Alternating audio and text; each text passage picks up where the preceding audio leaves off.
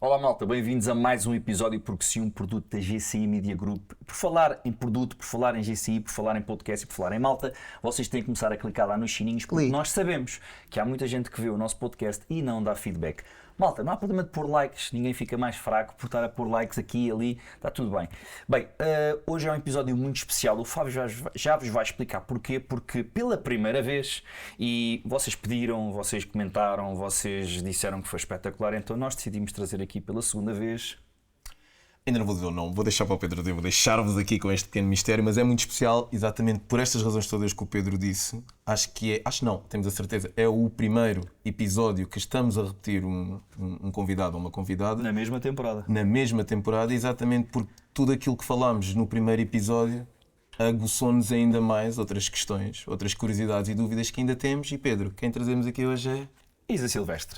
Que bom, obrigada. Que é um privilégio. Estávamos aqui a comentar em off a só meter reticências, estamos a fazer a mesma coisa que os canais todos de televisão fazem, estamos a repetir a Isa várias vezes. Sim, porque os canais de televisão já veem a Isa há bué de tempo, portanto, só vocês que se não virem televisão e não sabem quem é, porque quem vê televisão tem que ir ver todos os dias.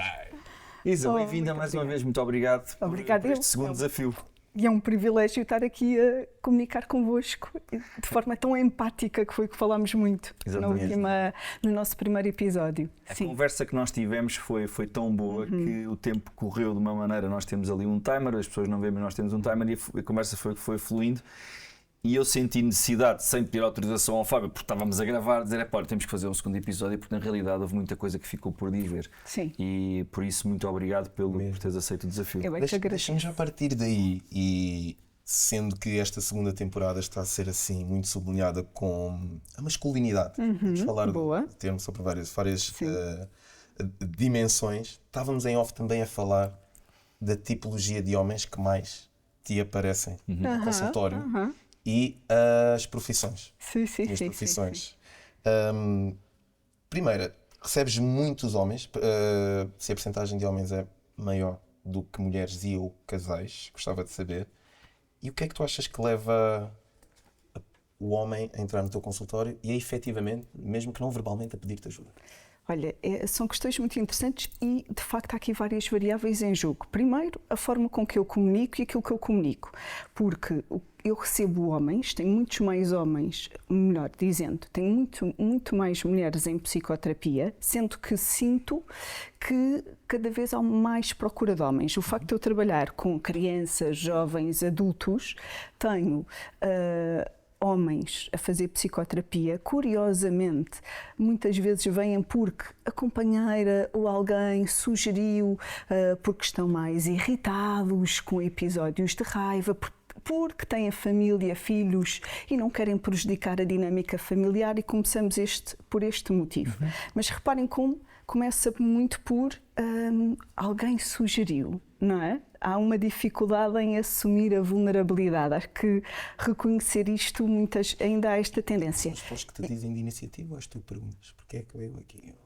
O motivo inicial na ação, e normalmente trazem-me este motivo, ou como é que me procurou, porque é que achei muito curioso partilhar aqui convosco uma história, que ainda hoje faz psicoterapia comigo, um senhor que é advogado, e também eu partilhava isto convosco, recebo muitos advogados porque têm alguma toxicidade profissional e claramente que sentem que depois essa toxicidade, o contexto profissional, ou porque trabalham com temas de crime, trabalham muito em conflito, acaba por influenciar a dinâmica familiar. E como eu dizia, há aqui várias variáveis em jogo, e também pela proximidade, o facto do espaço da clínica estar na 5 de outubro, depois também há muitos escritórios, acho que também é o que é. Como o Freud diz, muitas vezes um charuto é só um charuto. Portanto, não há que complicar as coisas, não é? Não precisamos interpretar tudo, esmiuçar tudo.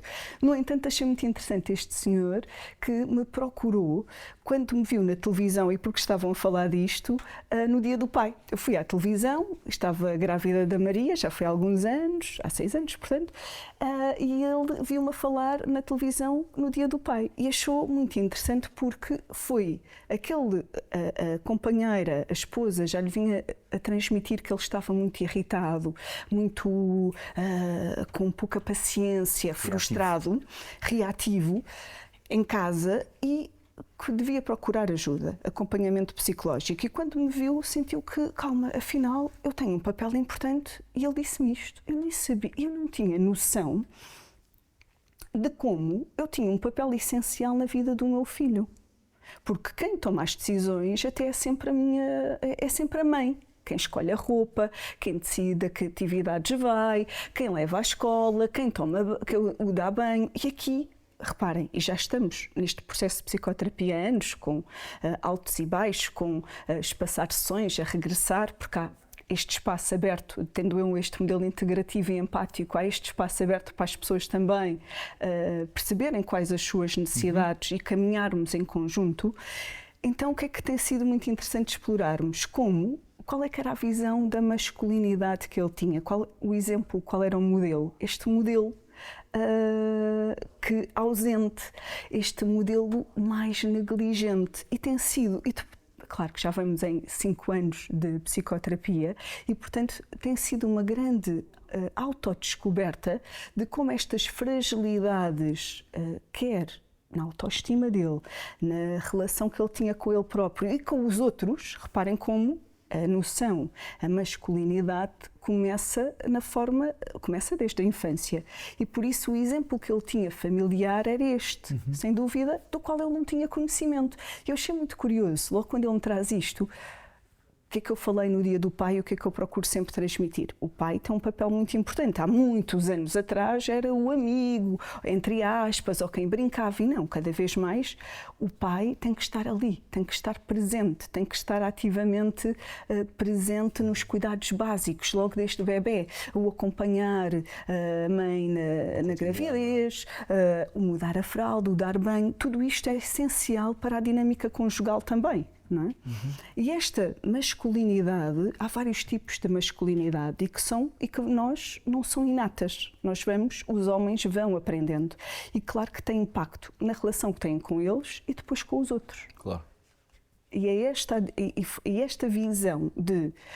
e depois aqui encaixa noutra questão muito interessante que é, ainda temos a neurobiologia do cérebro, nós sabemos que nós mulheres ativamos mais as áreas da empatia e da comunicação, não é? E eu até costumo dizer que o cérebro da mulher é como as luzinhas das árvores de Natal, não é? Acendem, piscam. O cérebro do homem acaba por ser muito mais... É isso, muito mais da ação, reage, muito mais de reação, logo da ação. Exato. E, portanto, é o interruptor da luz, liga ou desliga. Isto, no entanto, isto são só ferramentas para compreendermos melhor, mas o que é que nos vai modelar enquanto homens e mulheres? É a nossa experiência familiar, a nossa educação, as nossas relações de vinculação, a cultura em que estamos inseridos, o contexto social. Tu achas que, por exemplo, nos utentes, não só nos utentes que recebes masculinos, mas na tua própria interpretação daquilo que tem vindo a ser o masculino, os homens hoje em dia estão aqui numa dúvida entre que tipo de homem é que tem que ser, se é o homem sensível ou o homem forte, porquê? Eu vou-te dar aqui mais ou menos uma piada que eu costumo falar, e o Fábio conhece já dá imenso tempo, nós falamos não só aqui, não é? Nós não estamos só aqui. Estamos 2 vezes. Eu costumo dizer, hoje em dia, para mim, eu acho que a masculinidade e o masculino está a atravessar a pior fase da sua evolução. Porque eu costumo dizer na brincadeira, o homem tem que ser sensível, mas não pode ser muito sensível, senão depois pode parecer demasiado sensível. Para não dizer outras coisas que não posso. Tem que parecer forte, mas não pode ser muito forte, senão fica bruto. Tem que ter uma boa voz, mas não pode ter uma voz muito forte, porque senão está a gritar. Tem que ter posição, mas não pode ter posição, então está-se a impor. E a minha questão é esta, será que os homens estão na dificuldade de perceber se o homem sensível, o homem forte, andamos aqui qual é a tua opinião? A minha opinião é que, de facto, vivemos cada vez mais numa cultura e num ambiente, aliás, numa fase do mundo em que há muitas mudanças a acontecer. As mulheres também querem ter relações em que há empatia, há respeito, há partilha de responsabilidade, querem homens mais emocionais, que expressam fisicamente, que expressam verbalmente, que demonstram o amor, e depois temos homens que, como não foram habituados, o que é que eu sinto? Isto é uma linha que é uma ideia que podemos ir a construir e podemos chegar a muitas outras ideias, mas que ainda existe na nossa cultura muito a ideia de o homem tem que ser forte, o homem tem que ser capaz de resolver os problemas, deve proteger a família, deve proteger os filhos, não deve mostrar vulnerabilidades porque isso pode ser sinal de fraqueza. E então o que é que temos? Temos cada vez mais, e aqui eu sinto que o online, as comunidades de grupo acabam por potenciar isto, dar voz cada vez mais aos homens, a mostrarem as suas vulnerabilidades, a expressarem os afetos. O que é que acontece? Só que há aqui uma grande falha que ainda se está a trabalhar. Quando nós somos crianças, é o adulto que nos ajuda, os nossos cuidadores, que nos ajudam a identificar, a nomear e a expressar os afetos. E quando, se este homem de hoje em dia, estamos a falar nos homens de hoje em dia, e agora partindo desta ideia pré-concebida, cada caso é um caso, mas se foram educados nesta linha de vá, levanta-te, tens que ser forte, não chores, o que é que isto causa? Então, eles não foram validados nem acolhidos nas suas emoções. Sentir não era permitido. Então, temos aqui uma lacuna grave, que é, eles não sabem identificar, para começar, não sabem nomear, e logo como é que vão expressar? Percebem? Temos aqui uma grande lacuna. Houve uma negligência afetiva, digamos. É um termo forte, mas que é real. Mas o que leva então a pensar, e ainda outra vez nós no primeiro episódio lembro-me de ter dito isto, e acho que já falámos disso várias vezes também, que a presença de uma boa imagem masculina e de um bom exemplo masculino pode ser uma alavanca para termos um bom masculino também lá à frente. O exemplo do pai e da mãe, dos cuidadores aqui, até os avós, na escola, por exemplo, os tios, todos os elementos à volta, o que é que deve haver? E hoje em dia é muito esta mensagem que eu passo, por isso é que eu adoro trabalhar com adultos. Porquê? E também com famílias neste sentido, de promover, nós temos que, estas raízes, esta questão da empatia, em que vamos ativar os neurónios espelho no lobo, no córtex pré-frontal, vêm de onde? Começam na infância e para a adolescência, não é? E temos aquela minissérie A Adolescência, não é? Que trouxe aqui vários temas muito interessantes, okay? Muito forte. Deles também. Muito forte, isso mesmo, Pedro. Mas, de facto, o que é que é importante, e se eu me perder nas ideias, porque chegam a algumas coisas, dirijam-me, está bem? Mas, o que é que eu sinto que nós temos que passar? A empatia não é só eu colocar-me no lugar do outro. Ok, coloco-me no lugar do outro, percebo e já está. Não é só isto. A empatia é praticada no dia-a-dia com as crianças e com os jovens. Olha, eu percebo o que é que tu estás a sentir. É primeiro escutar ativamente, não é comunicar com violência, porque muitas vezes vocês partilharam já comigo que têm filhas adolescentes, eu ainda tenho filhas crianças, bebés, mas o que é que muitas vezes pode haver? Se a nossa reação for tempestuosa, não for de acolher, não for de escuta ativa, porque já estamos a atacar ou a julgar, e depois não compreendermos, que não damos espaço para, ok, então o que é que podes fazer? Compreender no sentido de encontrar a solução, de ajudar a lidar, a acalmar, a lidar com aquele problema. Então não estamos a desenvolver a empatia e, pior, também não estamos a desenvolver algo que é como identificar, nomear e expressar o que eu estou a sentir. Okay? Isto é muito importante a ver. E é aqui que começa. O que é que acontece nos homens de hoje em dia? Há muito estas ideias rígidas, as crenças rígidas bloqueiam. O que é que o homem tem? Ainda hoje vergonha e, pior, sente-se perdido. Mas como é que eu vou procurar ajuda? Não sabem como procurar ajuda, estão em grande sofrimento. E como é que isto passa? Em termos de raiva, de frustração, de zanga. Que é o mais fácil no cérebro de um homem do on-off. Isso mesmo. Que é isso mesmo, lá está a neurobiologia, só para compreendermos o porquê da ação, mas não justifica nada, porque há ferramentas para trabalharmos isto. E o que é que muitas vezes temos? Temos homens que também que coordenam, que são chefes, que são diretores e que acabam também por comunicar no local de trabalho com agressividade. Acabam por comunicar em casa com agressividade ou então com passividade, porque estão envolvidos no tal movimento, na tal ideia, na tal crença que têm que cumprir de poder. Se eu já alcancei o poder, e é muito frequente às vezes existir isto. E era interessante. Não sei, isto é uma ideia minha, lá está, não são teorias absolutas, mas é importante pôr os homens a pensar que muitas vezes, o que é que eu noto quando também trabalho com crianças e jovens ou com mulheres, é que o companheiro ou o pai, como já tem uma visão de poder, já alcançou tal poder para que foi inconscientemente ou conscientemente formatado no trabalho, está mais ausente na vida familiar. E quem é que acompanha a criança ou o jovem à psicoterapia? A mãe. A mãe. Okay? No entanto, também há que salientar que também já é comum serem os pais a ligarem para marcar as sessões para os filhos. Também passou a ser comum. Olha, preciso de agendar, mas o que é que eu sinto que é mais frequente? Vamos imaginar, eu normalmente com crianças pequenas, eu faço sempre a entrevista anamnésica em que pode ir o pai ou a mãe, ou apenas um. E é muito comum ir só a mãe porque o pai não pôde, por motivos profissionais, ou então vão os dois. Ok?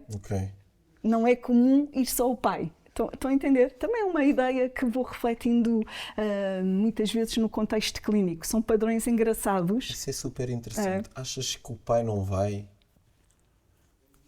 Ou o homem tendencialmente, segundo aquilo o que estavas a dizer, não vai diretamente para estas questões da psicoterapia ou da ajuda porque tem medo, por exemplo, de perceber que não está em paz? Que se não tiver esta guerra, este frenesim, O que eu sinto é que este pai que não vai está tão envolvido na vida profissional e já sente-se realizado, porque o que ele conhece dele mesmo é isto. Mas será que se suprimirmos isto? Claro, e se um dia tiver uma situação de saúde, não é? Se chegar a um burnout, uma situação física, como é que ele vai ficar? De arrastos, não é? Estás a tocar num aspecto interessante e eu gostava de partilhar aqui outro caso clínico que é o oposto, que é um senhor que também acompanho, em que ele procura ajuda porque despediu-se, é engenheiro, sempre ligado à função pública, despediu-se e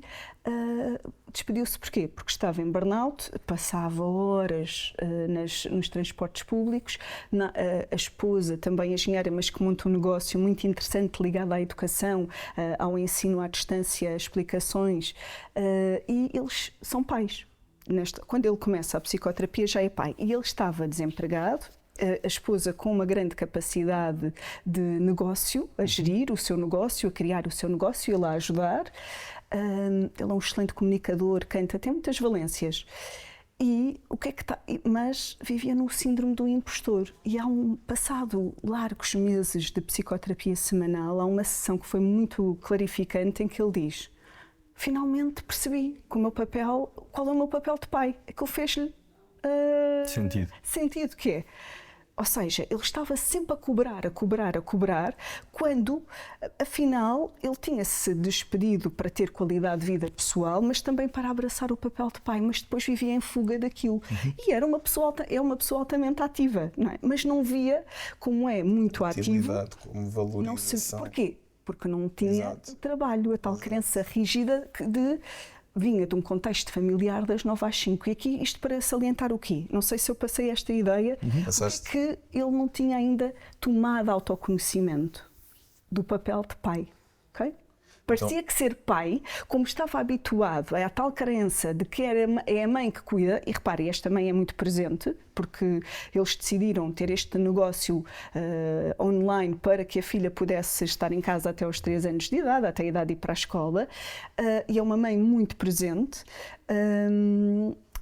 mas ele é que não estava a trazer o vencimento para casa, não é? O sustento da família. Então percebem esta tal crença que ele viveu, familiar, não é? E como ele estava, e há páginas tantas, ele conseguia perceber que, às vezes eu dizia-lhe, repare, retire-se do quadro, retire-se daí e pinte o quadro onde está. Ele via que tinha tudo, as decisões conscientes que tinha tomado, mas não conseguia internalizar. Aquilo não vinha de dentro para fora.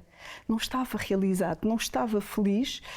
E vinha o amor, a frustração, sempre em contextos. Ele, no fundo, eu dizia-lhe muito que ele era autoflagelava-se, era o pior inimigo, porque quando havia momentos prazerosos em família, ele isolava-se. Exatamente. Autocastigava-se. Dentro desse tema que estávamos aqui a buscar, não é? Dos homens que têm que começar a modificar um bocadinho a forma de comunicar, ou seja, houve-se muito aquele discurso de os homens têm que mudar, não é? E tornou-se dominante. Agora, será que há alguns homens que ouvem isto, os homens têm que mudar, e se calam o que sentem por ter medo de errar? Sim, claro, muitos homens sim, porque esta masculinidade tóxica tem muito por trás o medo de falhar. Foram ensinados a não podes mostrar vulnerabilidades porque se não és fraco, tens que ser sempre forte, tens que resolver tudo sozinho, de forma isolada, de forma rápida. Não é? Tens que ser tu a gerir tudo. Então um homem que também... Porque é que há mais dificuldade em mostrarem? Com medo da falha, com medo da crítica do outro. E será que medo da crítica do feminino? Porque no fundo quem diz mais que os homens têm que mudar, é raro haverem homens a dizer que nós temos que mudar. Eu e o Fábio somos as pessoas que dizemos, mas tenho visto muito pouco, mas começo a ver cada vez mais nós a falarmos nisso, que é os homens têm que mudar. Mas normalmente esta frase vem do lado das mulheres. Não é? Os homens têm que mudar, de alguma forma têm que mudar. E se calhar há homens que não conseguem mudar, entre aspas, com medo de falhar. Mas ok, a Isa diz que eu tenho que mudar, mas o que é que eu tenho que mudar? Percebes? Era isso. Mas aí o que eu sinto há várias respostas, porque se for um contexto amoroso, em que nós temos muito em contexto amoroso, em terapia de casal, ou até mesmo individual, em que muitas vezes ouço as mulheres a dizerem já não há homens sérios, há o ghost. Eu odeio essa frase, fico doente. Mas... Sim.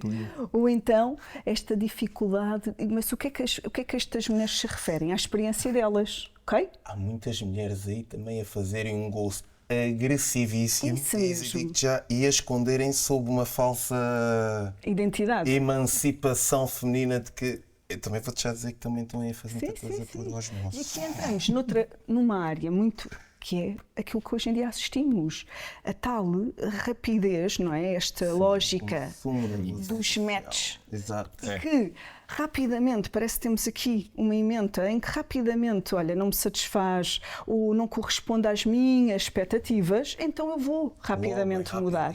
E isto encaixa depois em outros vícios. É uma questão de percepção de valor e que eu acaba por ser também, eu acho, um ciclo viciante, que é o homem, eu acredito que nós, e corrijo-me se tiver, estou na tua presença melhor do que ninguém para impedir que a doutora que decide. Digamos a geneira, exatamente. Como falaste bem, neurobiologicamente, principalmente o homem, temos aquela questão de provar o nosso valor, de ser o sustento e de também, entre os homens, entre os pares, colocarmos numa posição que possa de alguma maneira representar ou dominância ou então a mim não me vais atacar. E depois temos a parte do apoio, não é? Que vem da mulher. Hoje em dia parece, e por causa das redes sociais também, que um homem, se não tiver sinais que demonstrem esse sentido de virilidade, sejam os sinais ou de riqueza ou de apreciação social, ou isto parece que não tem valor. Parece que não pode resguardar aquilo que é muito bom dele para ter a sua paz e poder partilhar com a mulher que realmente quer, porque as mulheres que não virem isto logo à partida, este é descartável. É que nem vou investir neste gajo porque a primeira reação que tive, imagina, ao que vi dele até se calhar foi uma lágrima e pronto, já, este é fraco. Em vez de ser até se calhar forte, que é o que as mulheres dizem que querem, que é homens. Exatamente, essa é a confusão. Mais portanto, presentes. Para nós homens, é a minha interpretação também, quando acho que é importante também perguntarmos à mulher que está ao nosso lado, pergunto-te a ti, Isa, que é qual foi também a instrução, qual foi a mensagem maior, por exemplo, que a tua mãe te passou em relação à visão de um homem, por exemplo. Quando fores maior, Isa, gostava que encontrasses um homem assim, assim, assim, assim. Que assim foram esses, por exemplo? Olha, nunca houve essa checklist feita, interessante. Nunca houve essa conversa. O que é que a minha mãe e o meu pai, aqui os dois, eu sou filha única e tenho os meus pais juntos até aos dias de hoje e é uma relação que eu admiro. Já teve algumas complicações, já passaram aqui por fases difíceis, em que eu, como filha única, recordo-me que já estava a concluir o curso e a fazer psicoterapia. Claro que fui levada, não é? Não era como psicóloga, mas era quase como uma confidente da mãe, a confidente do pai. Sim. E lembro-me de ter que ter uma conversa com eles e dizer: eu sou vossa filha e eu não quero ouvir falar do pai, nem quero ouvir falar da mãe. Pá, liguem para os vossos amigos, não é? Isto foi importante. Porquê? Isto é uma questão de respeito e é uma questão de...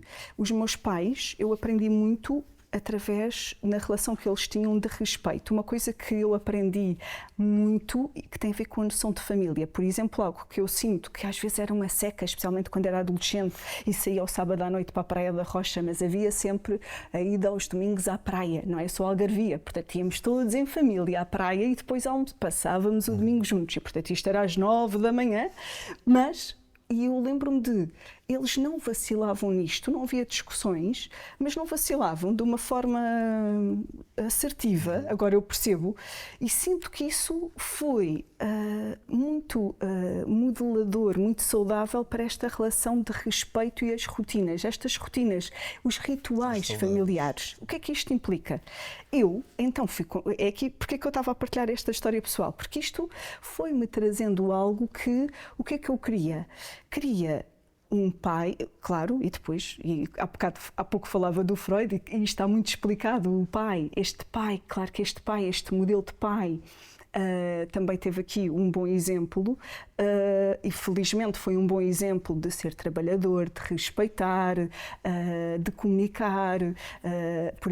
Eu recordo-me eu sempre tive uma relação muito próxima com o meu pai, até porque ele saía mais cedo que a minha mãe e eu contava-lhe muitas coisas, era ele que me apoiava muito nos trabalhos de casa, nas dúvidas. E o que é que eu fui observando? Mas acima de tudo através da observação. A tal relação familiar, coesa e consistente, e foi isto que eu quis construir na minha relação amorosa futura, olha, é isto que eu quero, não é? E tu vais percebendo isto ao longo da vida, vais percebendo isto, eu às vezes em contexto de terapia com jovens, ou jovens adultos, ou até quando surge partilhar algo pessoal, também me recordo que quando comecei a namorar com o meu marido, eu recordo-me de, calma, ele tem um espírito de proximidade, de família, e também uma coisa que eu recordo-me que na altura era algo que fazia alguma confusão, não está viciado nos videojogos, não é? Tem tempo para fazer outras coisas, para sair, para aproveitar a vida. E isto para comunicar. E outra coisa, cativou-te. Isto cativou-me, e outra coisa também muito interessante, o sentido do humor. Porquê? Porque sempre houve, também na minha relação, e agora eu percebi isto, e só passado alguns anos é que eu percebi porque é que eu dava tanta importância ao sentido do humor. Eu vou-vos contar porquê. Porque houve um amigo com quem eu cresci, vamos crescendo, casámos, e ele de Portimão, e isto tinha os meus 20 e poucos anos, e houve a despedida de solteiro, nada disso, mas houve a despedida de solteiro desse amigo, e o meu pai foi, porque eram amigos de família. E no casamento haviam também amigos meus que tinham ido a essa despedida de solteira da escola secundária, e vários deles disseram: pai, o teu pai é um bacana, tem imenso sentido de humor. Eu pensei, olha, que giro. Exato.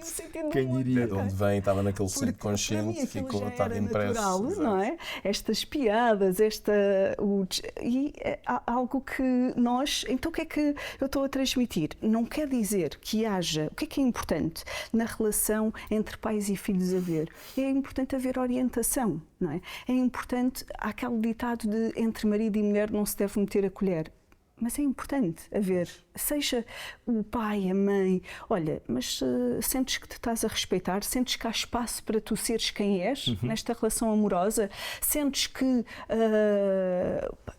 falar assim, todos nós discutimos, não é? Mas também temos que ter em conta que a forma com que reagimos vai influenciar os outros e podemos estar num contexto familiar e até nos exaltarmos e por que não expressar um pedido de desculpa, justificar aquela atitude. Isto vai modelar e vai. É assim que também, quando nós falamos em mostrar vulnerabilidades, é isto. É pedir desculpa e dizer, olha, não estou a passar por uma boa fase, mas estou a refletir, estou a pensar sobre isto. Não é? Isto é mostrar vulnerabilidade, é identificarmos.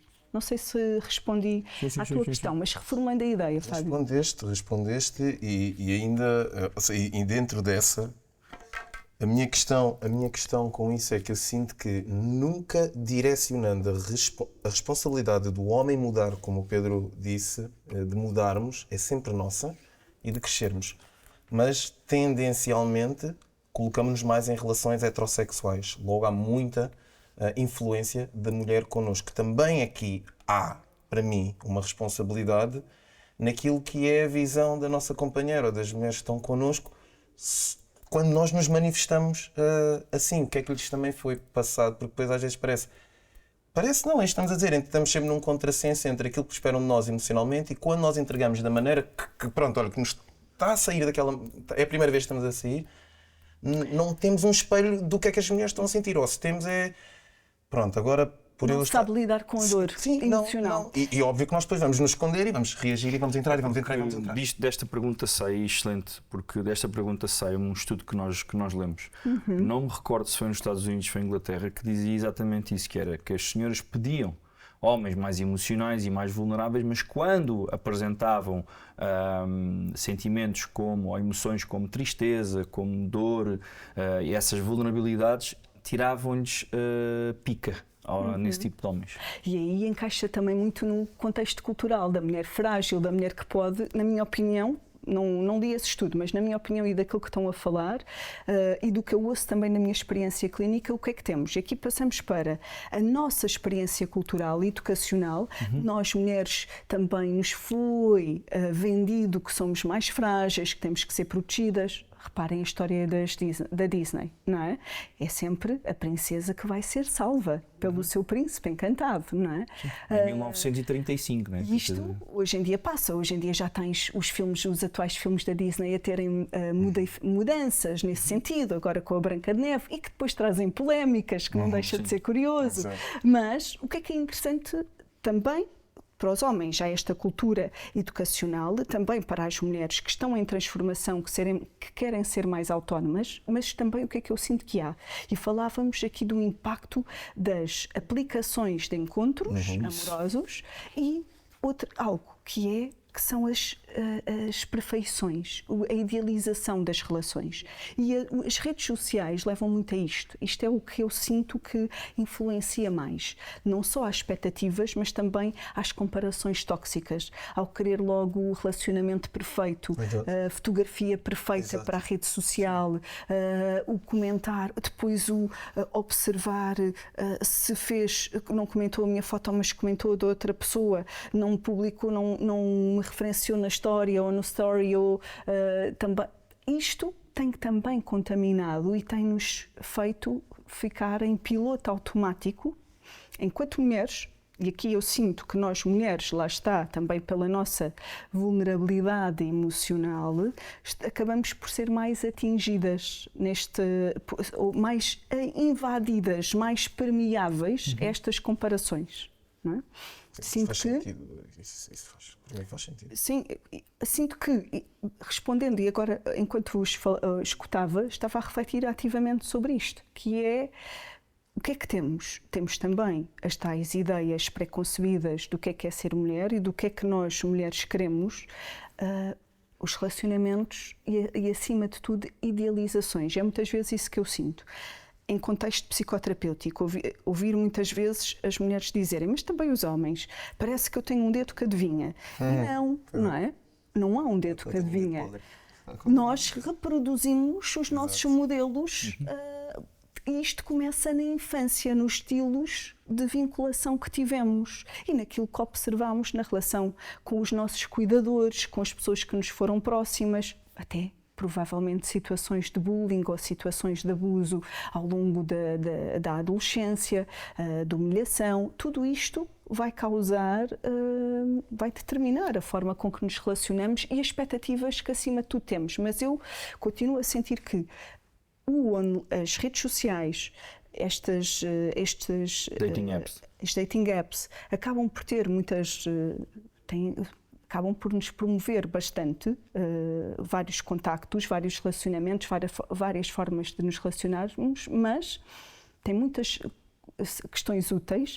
No entanto, também promovem muito esta comparação e a idealização. Porque reparem, nós passamos muito tempo em contacto, através de mensagens de WhatsApp ou publicar histórias ou fotografias, rapidamente respondem e nós respondemos com frases curtas, mas este estar em contacto não significa estar em proximidade relacional. Não falamos do que sentimos. E então, eu sinto que, e agora estava a pensar nisto, e vou verbalizá-lo em voz alta, que parece que evoluímos cada vez mais com a inteligência artificial, mas diminuímos no emocional. Estamos a regredir na parte emocional. Claro. Tu há bocado falaste de uma série que é a Adolescência, que eles abordam lá muito o tema dos incels, não é? Os involuntary celibatários. Já te chegou alguma vez algum jovem à consulta a dizer que era rejeitado pelas mulheres e que não sabia o que é que se passava e que tu pudesses estar a ver que ele iria passar para comportamentos que poderiam ser mais tóxicos ainda?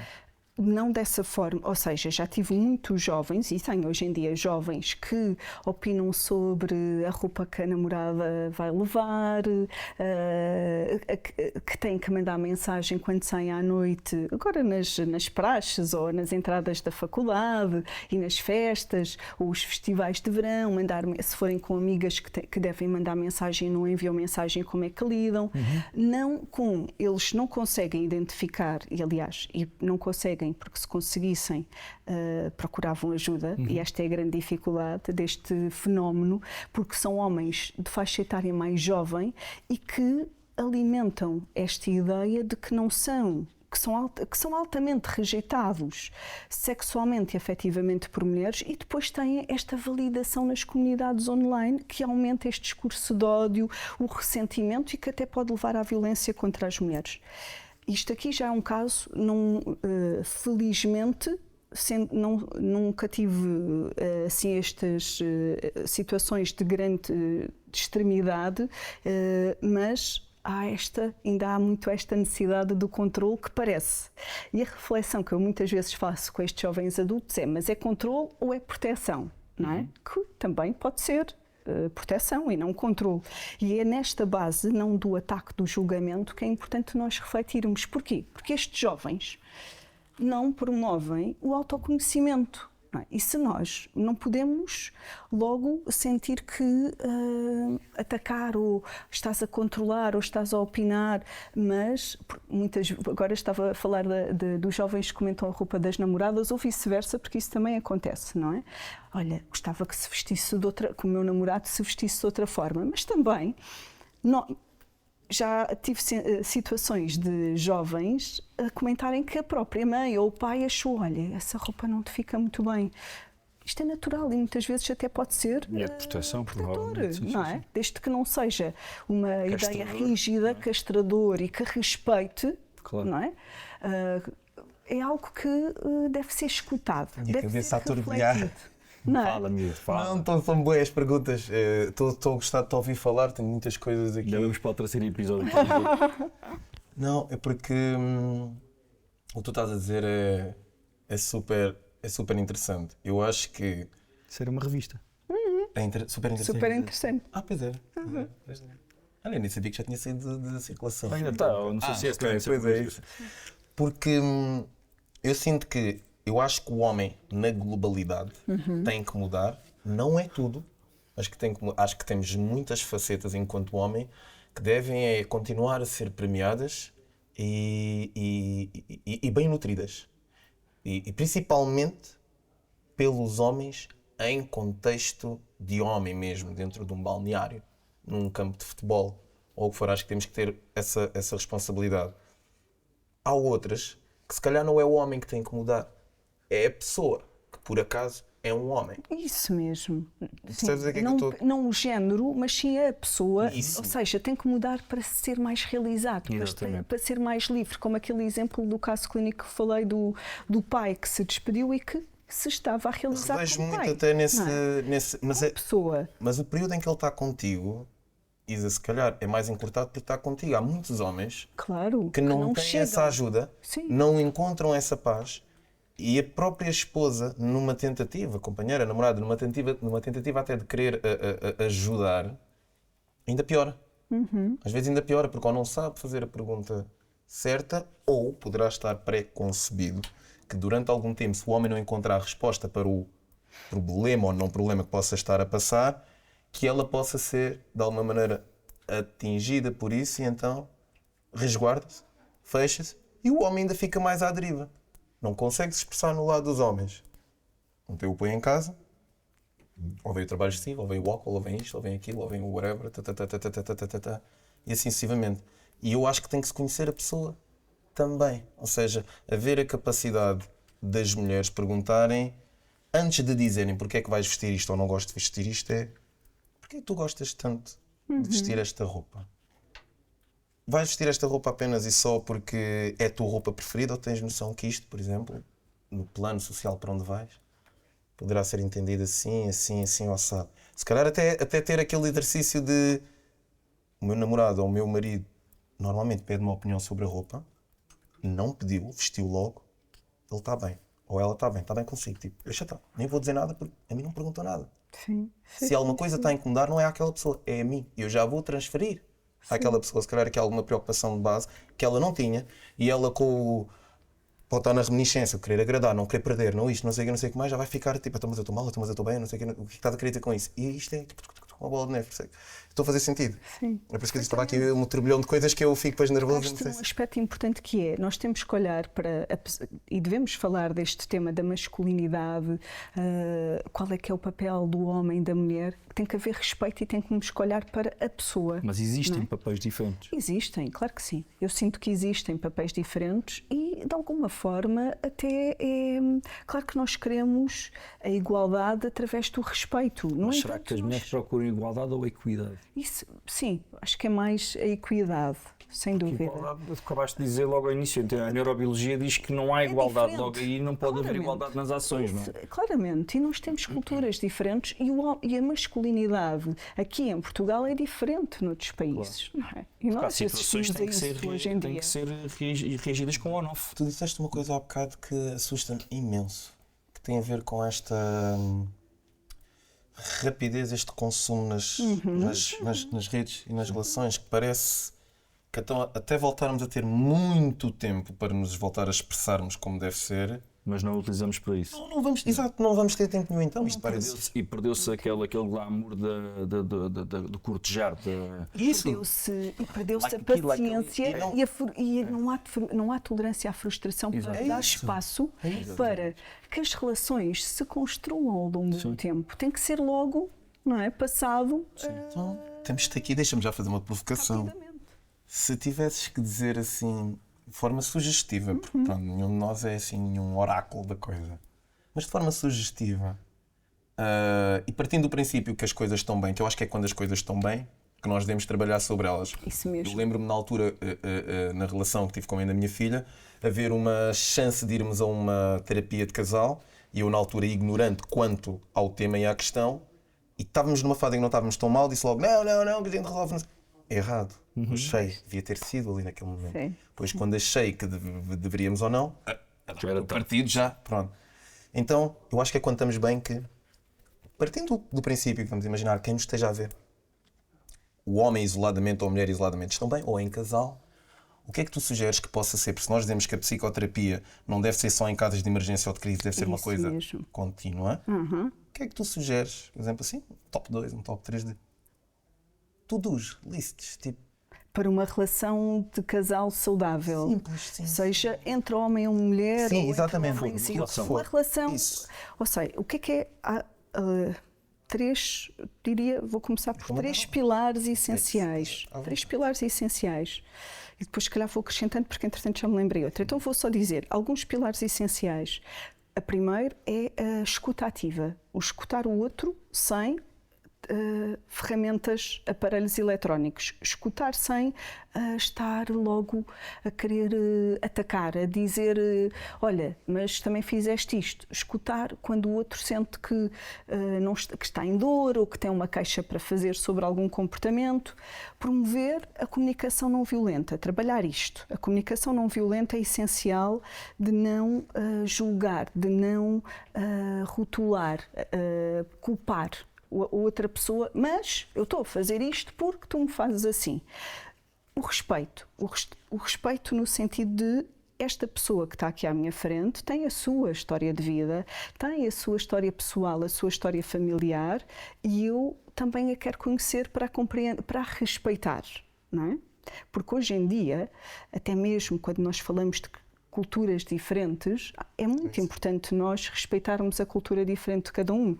É religioso, pratica que tipo de... A religião é um tema que muitas vezes encaixa. Já me recordo também de um tema que já foi trabalhado em sessão, que é ter mudado o registro alimentar. Parece coisas simples, ser vegan, mas depois não se pode ir a qualquer restaurante acompanhar a pessoa a ser vegan, mas olha, ele não, e não podiam ir a qualquer restaurante. Aquilo era um problema muitas vezes para convívios de amigos. Parecem às vezes pequenas coisas, mas que se não forem faladas, se nós não respeitarmos, não compreendermos, vão causar tensão. E o que é que também é essencial? Nós termos espaço para sermos nós mesmos.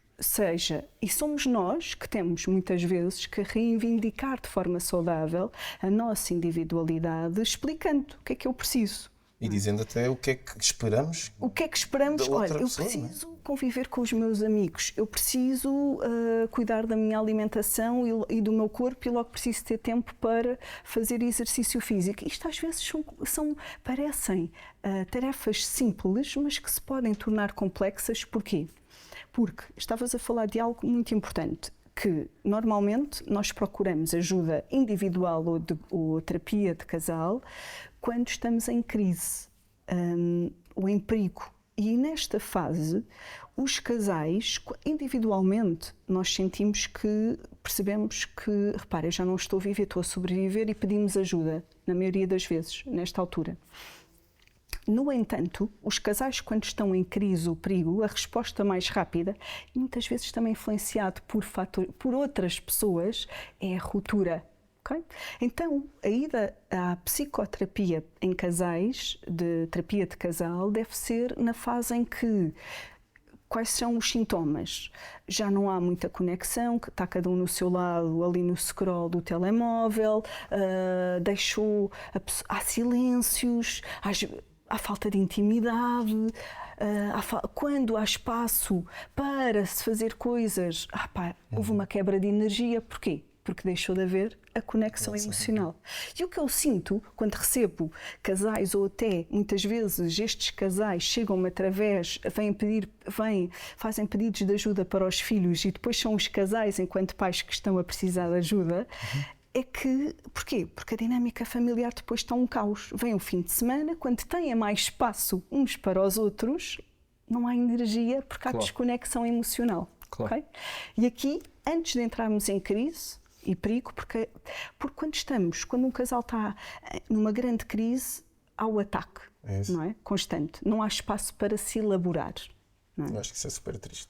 Tu estás a atacar quem tu mais queres proteger por não... Sim, é verdade.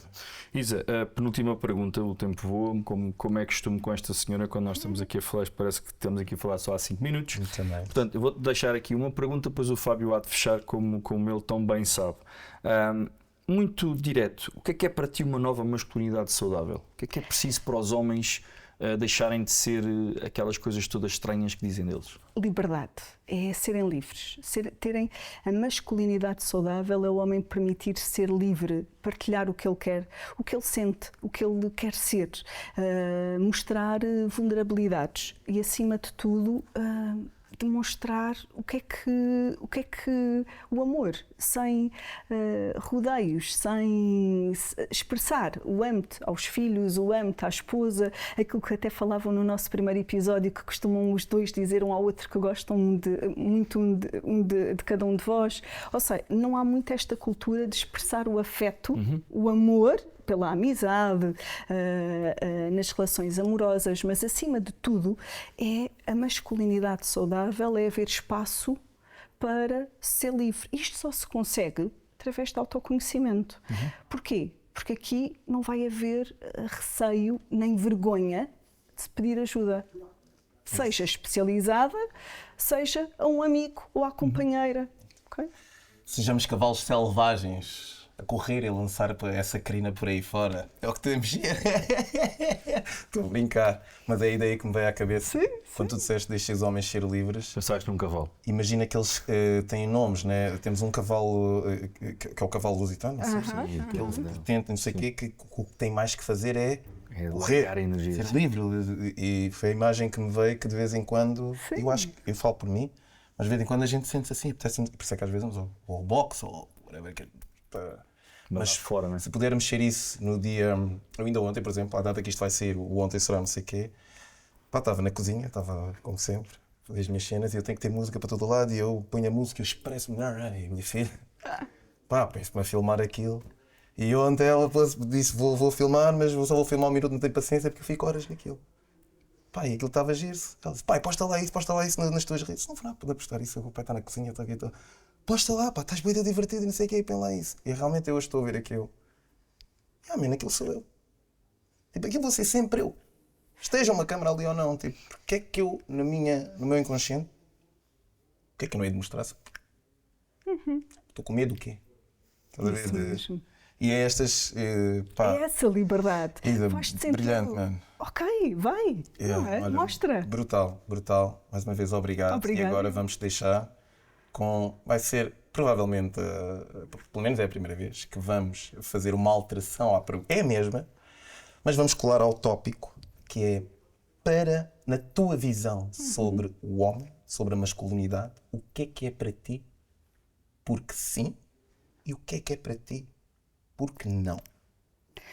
Porque sim de empatia, sim de respeito, sim de amor próprio, de vulnerabilidade, de liberdade de expressão, mas acima de tudo de capacidade de abraçar, de mostrar. Acho que este é o meu porque sim. Porque não? O porque não, a zanga, a irritabilidade, a dificuldade em pedir ajuda, a dificuldade em mostrar que não temos que ser sempre fortes, não temos que ser o medo de falhar. Isso porque não? Mensagem espetacular. Obrigado.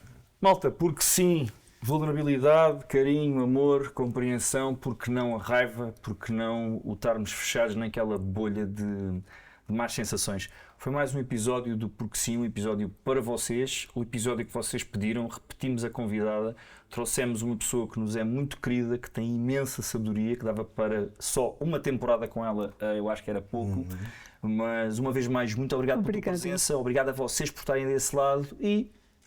É tudo o que o Pedro disse e mais, e ainda acrescento, para além de nos seguirem, para além de pôr os sininhos todos e não sei o quê, vão ver as páginas da Isa. E comprem o livro. Acompanhem-na porque, de facto, como é que se diz? É serviço público. É um bem. É um bem. Pessoal, Dever cívico. é isso mesmo, um dever cívico. Estamos juntos. Até já.